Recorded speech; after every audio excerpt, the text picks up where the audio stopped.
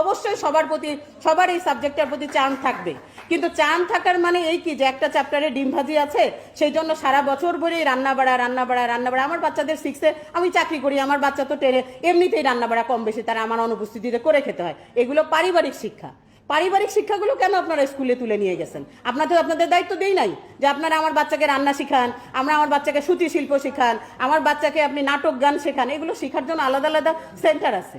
আমি যদি চাই যে না আমার বাচ্চা একজন ভবিষ্যতে একজন আর্টিস্ট হবে, সে ভালো আঁকিয়ে হবে বা সে ভালো গায়ক হবে, সে ভালো নৃত্যশিল্পী হবে, আমার পড়ালেখার পাশাপাশি আমার ওগুলো শেখানোর প্রতিষ্ঠান আছে, সেই সব প্রতিষ্ঠানে আমি এক্সট্রা কারিকুলাম অ্যাক্টিভিটিস হিসাবে তাকে শেখাবো। প্রত্যেকটা পরিবারে এক একটা বাচ্চার জন্য তার বাবা মার একটা নির্দিষ্ট ইয়া আছে, বেষ্টনী আছে। আর কেউ ধর্মীয় চিন্তাভাবনায় বড় করে, কেউ আছে যে না সে শিল্পকলা বিভিন্ন সাইড পছন্দ করে, সে তার বাচ্চাকে পড়ালেখার পাশাপাশি সে নৃত্যে দিতে পারে, গানে দিতে পারে, ছবি আঁকায় দিতে পারে, বা অন্য কোনো যে কোনো কিছুতে শেখাক, এটা তো কোনো বাধা নাই।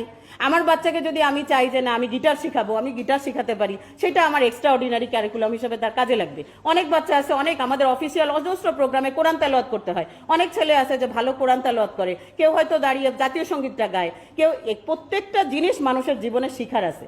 আমাদের সময় অ্যাসেম্বলি হতো, অ্যাসেম্বলিতে আমরা গভর্নমেন্ট স্কুলের ছাত্রী, অ্যাসেম্বলি হতো, সকালে রণসঙ্গীত হতো, জাতীয় সঙ্গীত হতো, বাচ্চারা প্যারেড করতো। আর এই বছর কি হয়েছে, স্বাস্থ্য সুরক্ষা বইয়ের মধ্যে পিটির ছবি দিয়ে রাখা হয়েছে। পিটি করবে কিভাবে, বয়সন্ধিকালে একটা বাচ্চার কি পরিবর্তন হয়, এটা স্বাস্থ্য সুরক্ষা বইয়ের 2nd চ্যাপ্টারে আছে। এই কথাগুলো একটা বাচ্চার বা একটা ছেলে বা মেয়ের একটা বয়সের তালে তালে সে এমনি শিখে ফেলতে পারে।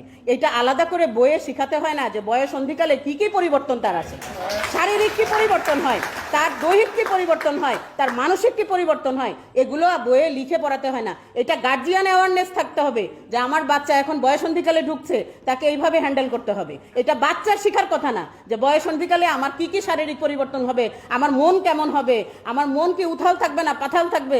উথাল পাথাল সবার মন সবসময় থাকবে, একটা বয়স পর্যন্ত আবার থেমেও যাবে। সেটা বইয়ে পুস্তকে পড়ে শিখতে হবে না। এই মাসিকের গল্প, এই বয়সন্ধিকালে কি পরিবর্তন হয় সেগুলোর গল্প, এগুলা কেন স্বাস্থ্য সুরক্ষা বইয়ে ক্লাস 6-এ থাকবে? এগুলা কি জানার দরকার আছে? এগুলা কি মানুষের জীবনের অটোমেটিক তার জীবন চক্রের মধ্যে তার আসবে, একটা মেয়ের জীবনে আসবে, একটা ছেলের লাইফে আসবে। এই জিনিসগুলা পর্যায়ক্রমে কেন বইয়ের মধ্যে লিখিত তুলে দেওয়া হলো?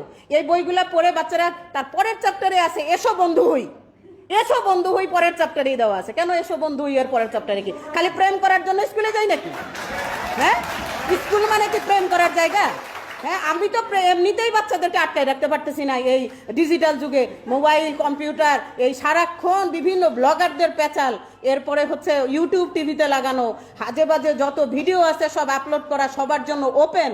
তাই আমি নিজে বসে দেখতে পারতেছি, বাচ্চা দেখতে পারতেছে যে আমার বাচ্চা অ্যাসাইনমেন্ট করার নামে মোবাইল নিচ্ছে। আমি কি তাকে চেক দিতে পারবো যে সে অ্যাসাইনমেন্ট করতেছে, না পর্নোগ্রাফি দেখতেছে, নাকি গেমস ডাউনলোড করতেছে, না ব্লগার দেখতেছে, ব্লগিং দেখতেছে? কেন ডিভাইস নির্ভর লেখাপড়া হবে? ডিভাইস থাকবে বাচ্চাদের থেকে দূরে। বাচ্চারা অটোমেটিক ডিভাইস পাবে একটা নির্দিষ্ট বয়সের পরে। আমি মোবাইল আটকে রাখতে পারবো না, তার সাথে যোগাযোগ করতে হইলেও আমাকে মোবাইল দিতে হবে, তার খোঁজ নিতে হইলে মোবাইল দিতে হবে, আমি বাধ্য মোবাইল দিতে। কিন্তু তার মানে এই না যে এই মোবাইলটা ক্লাস 6-এর বাচ্চার পড়াশোনার কার্যক্রমের একটা অংশ হইতে হবে। মোবাইল তো জরুরি জিনিস, মোবাইল তার করেসপন্ডেন্সের জন্য দরকার, কিন্তু মোবাইল দিয়ে কেন সে মোবাইলে সে কি অ্যাসাইনমেন্ট করে? No, never. কোনো বাচ্চা মোবাইল অ্যাসাইনমেন্ট করে না। 13 বছর, 12 বছর, 14 বছর, চার্মিং ইয়ার তার বয়সের একটা, আর এই সময়টাতে সে অনেক কিছু, তার কাছে রঙিন চশমা শুরু হচ্ছে কেবল। সে এই টাইমে কি করে? এই টাইমে বসে বসে বাজে ভিডিও দেখে। এই সময়ে সে কি করে? আমি কত দিকে ব্লক করবো?